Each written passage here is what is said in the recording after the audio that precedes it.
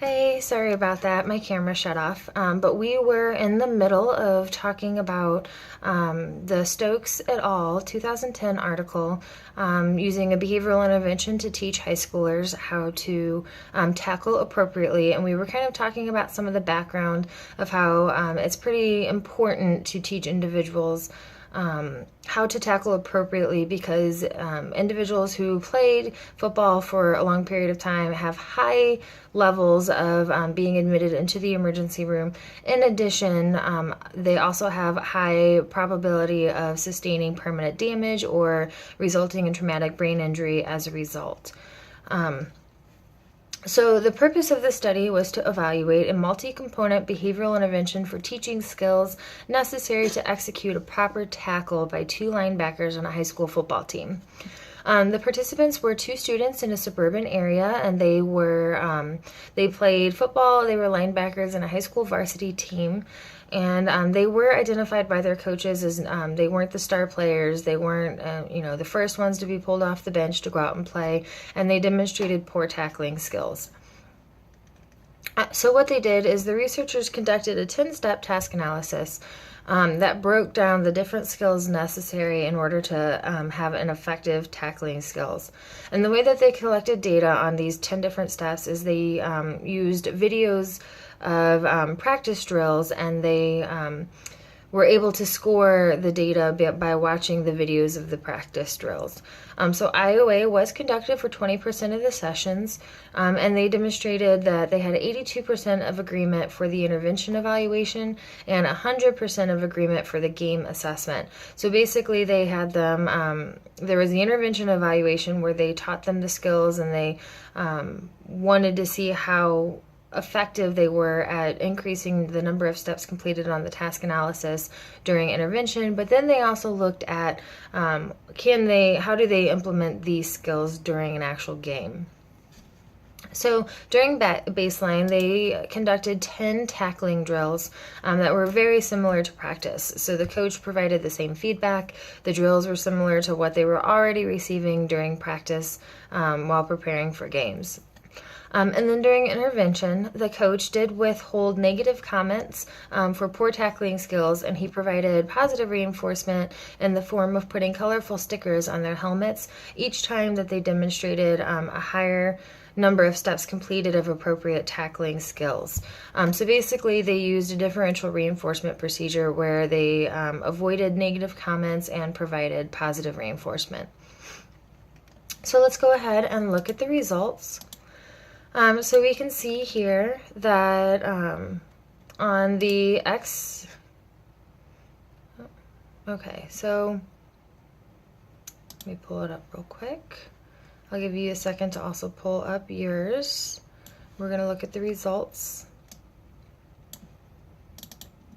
Okay, so here if you look on the x-axis, you can see number of sessions, and on the on the y-axis is percentages of correct tackling. So basically they took the total number of correct steps that they completed, and they divided them by 13, the overall total number of, divided them by 10, and then they were able to get a percentage of how many steps they had completed. So you can see here during baseline with Teddy and Mike that they both demonstrated between 30 and 40% of appropriate tackling steps during that time. And then you can see during the intervention that their skills, the tackling skills slowly increased for Teddy, which is why Mike was in baseline for a little bit longer of a time. Because it looks like it took multiple sessions for Teddy to be able to effectively demonstrate tackling skills, and Teddy got up to about 90%, and then you would see that his skills would decrease again, and then they'd go back up to 90% and decrease again. So we are seeing a pattern, and we are seeing a stable trend, and he is at times demonstrating up to 90%. With no less than 60% for a couple of the sessions and no less than 70% for the last 3 sessions. And then they decided to see what happens if they put him in a game. So during the game assessment, Teddy did demonstrate that he could accurately tackle 70% or 80% of the time, and Mike demonstrated that he could accurately tackle 70% of the time. So they were able to increase both of their scores more than 30%. So this is nice because it probably most likely long term will significantly reduce the probability that they will sustain any type of permanent brain damage or traumatic brain injury as a result of playing football. So overall, future research should evaluate this or similar behavioral interventions for other football skills. So now we know that this is effective in teaching tackling, but what about teaching them how to do other different things, such as throwing the ball correctly, or I don't know. I don't really know my football, but other football skills. And then they also want to see if there's other explicit strategies that they can use to promote practice to competition performance, generalization, and maintenance. So we're going to move on to our next article, Neef et al., 1990, and they looked at in vivo versus simulation training. So they kind of discuss it in the article. In vivo training is when you're teaching somebody how to learn a new skill in the actual environment that they're going to be learning that skill. So for example, a lot of in vivo training has been used for pedestrian safety. So they teach an individual how to cross the street by having them actually go out into the community. They go to a crosswalk and they learn how to cross the street using that crosswalk. And then a lot of pedestrian skills have also been taught using simulated training, where they might have a rug out on the floor that kind of looks like a street, and they'll have little plastic signs and little plastic crosswalks, and they might be in an 8x10 room where they practice how to cross the street in that room.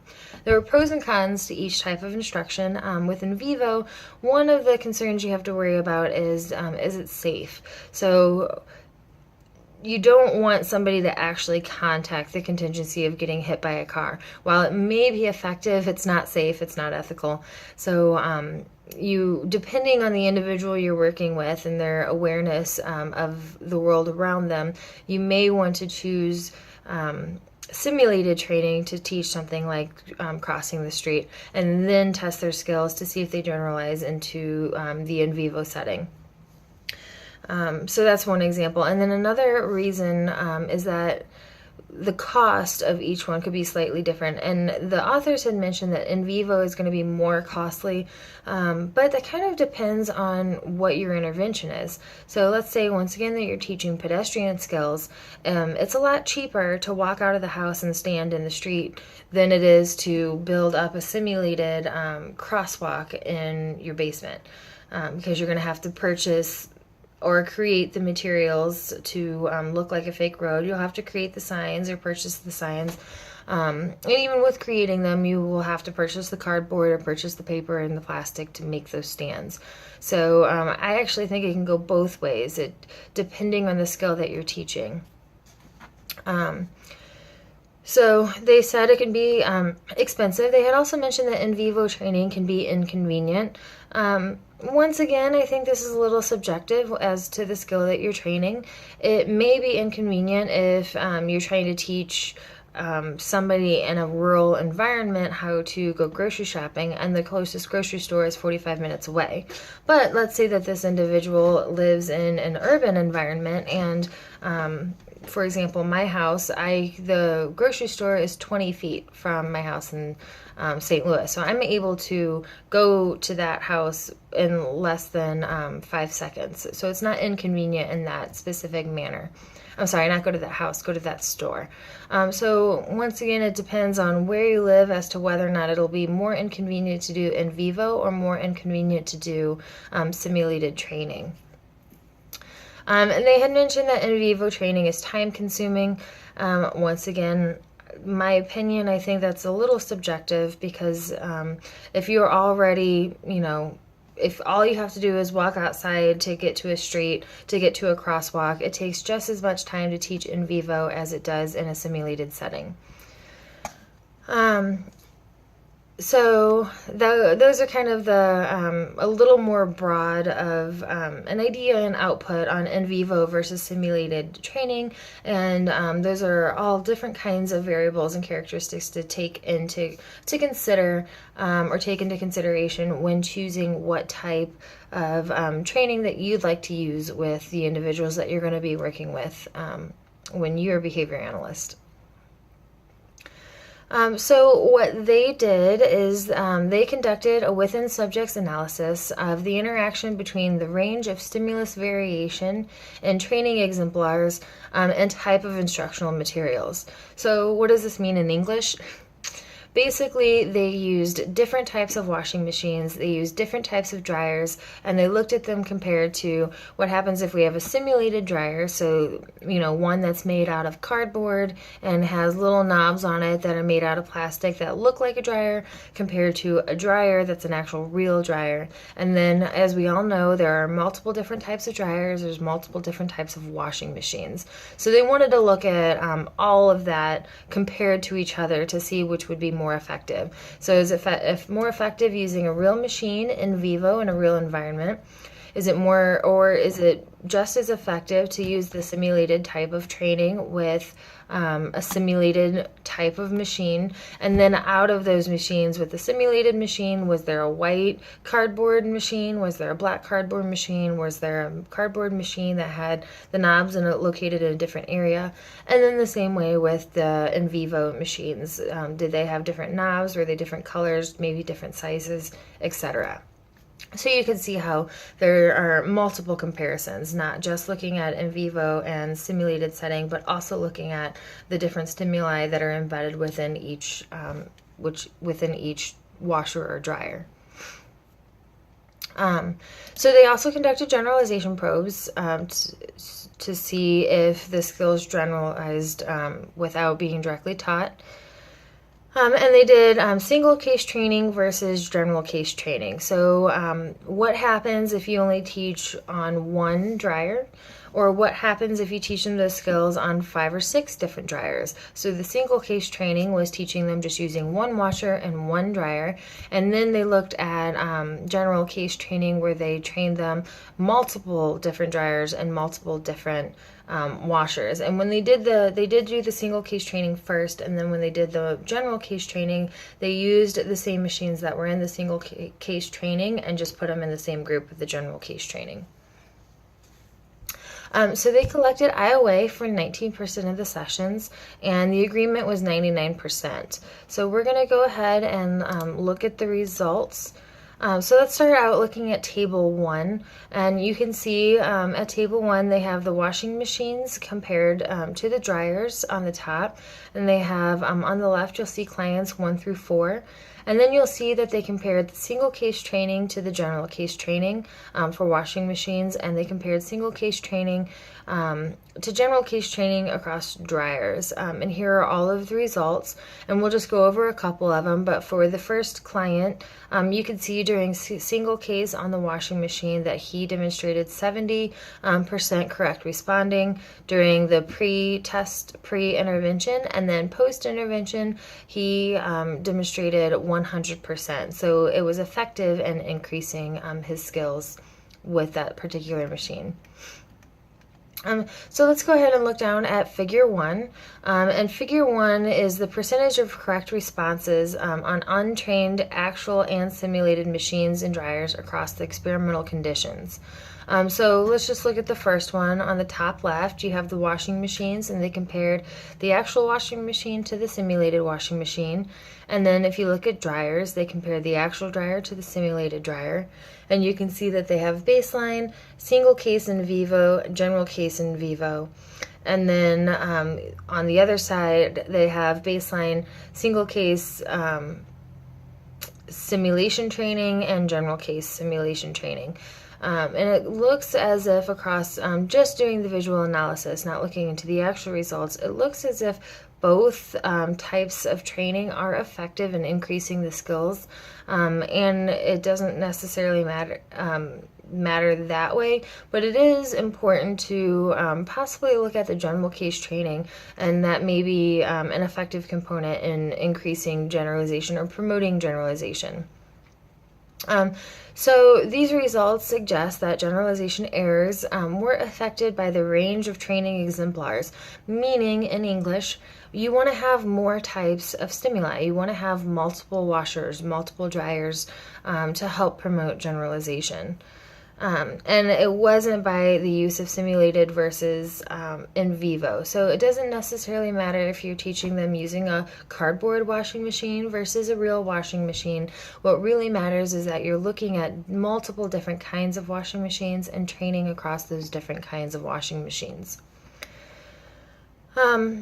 And so they did say that more errors occurred on untrained machines after the single case training than after the general case training, which then further supports the use of wanting to train general case training. Okay.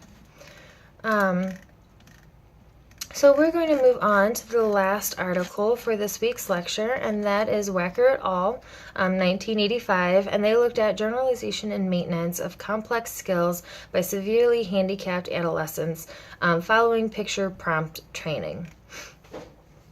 So overall, some background. Individuals with intellectual disabilities do require extensive training to be able to use picture prompts for daily living tasks. So 2 types of generalization tasks were evaluated in this investigation. They first looked at one that used different materials from the training task, but involved similar motoric responses and resulted in a similar outcome. And then they looked at one that utilized different materials and required different motoric responses, and that resulted in a different outcome. So the participants in this study were 3 teenagers, ages 13 to 19, and they were all classified as having a severe intellectual disability. All of their IQs were below 26. And if you know anything about IQ scores, that's pretty profound when it comes to an intellectual disability. Anything below 70 qualifies as having an intellectual disability, so that kind of gives you an idea of how significantly impaired these individuals were. They used a multiple baseline design across participants, and data was collected by the classroom teachers and by the experimenters. And they collected IOA, and they demonstrated that they had 99% of agreement for IOA during this research. So in baseline, the students were provided with the materials for the task, and they were told to complete the task. The experimenter did not provide any type of prompt, and they didn't provide any type of instructions. And then during training, they used a 3-step training sequence. The first one is they taught the individual for just how to turn the pages. If you're going to use it as a prompt, you're going to at least know that you have the first skill to be able to turn the page to get to the next prompt. Once they were able to turn the pages, then they taught them how to select items depicted in the picture. So if they turned the page and there was a picture of a cup, they taught the individual how to then select that cup based on the picture that they saw. And then in the third phase, and in the second phase, they only kept pages in the book for the specific items that they needed. So they took out all of the extra pages that weren't needed in order to kind of reduce the difficulty for the individuals in step 2.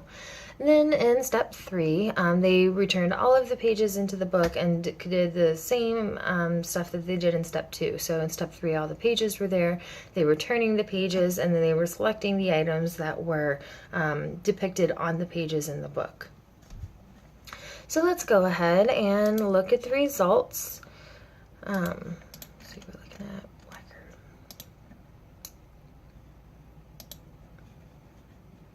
So we're going to, okay. So at the results, we can see here that we have they trained across stimuli. I'm sorry, I said participants earlier. They trained across stimuli. So for Alice, on the x-axis, we have sessions, and on the y-axis is the percent of correct responses. And then you can see that Tier 1 was stuffing envelopes, Tier 2 was the conduit, and Tier 3 was a board game. For Alice, during baseline, for all three skills, she demonstrated low levels of correct responding. And then they implemented a step 1, step 2, and step 3 training, and you can see how her skills are gradually increasing as she's learning the prerequisites in order to be able to select the item depicted in the picture. And then in post-training, you can see that all of the skills remained high for envelopes, and that once again we see that replicated across the tiers. And so in the second tier and the third tier, she also demonstrated an increase in correct responses when to use a picture as a prompt for the item. We can see that the results are pretty similar with Denny. He has a little bit more variable data, but he does once again demonstrate that higher levels of correct responding. And it did maintain for him for dusting the table and cleaning the window. And with the conduits, there was a slight decrease during maintenance, but then it increased back up to 100% and 95%. And once again, we see similar results with Jason, where he starts out with almost zero responding when selecting a picture or when turning the pages and selecting the item. But then all of those responses increase pretty significantly up to 100% across all three stimuli. So overall, first of all students required relatively extensive training to acquire the training task. So it wasn't an easy feat, but they did need some extensive training. And then following training, the students continued to perform at high levels of accuracy when all components of the training package were withdrawn, except for the picture books. And then all students did generalize their skills to a second to a second setting, and they didn't require any additional training. And the amount of training on both a similar and dissimilar generalization task was substantially reduced following acquisition of the training task. And then finally, all students maintained their skills on both the training task and at least one generalization task over the next 3 or 4 months. So that's also pretty significant. That's a pretty significant finding, and that's pretty cool. A lot of times you can see an individual skill start to regress as quickly as 1 to 2 weeks. So the fact that these individuals were still able to demonstrate the skill at still high levels of responding, almost 100% for all of them, is pretty significant. So overall, future investigations that they should look at is they might want to look at reinforcement. The reinforcement might be delivered only after the look then do chain has been demonstrated, rather than separately after both the look and do components. So that completes our lecture for week 5, and thank you. Have a great day.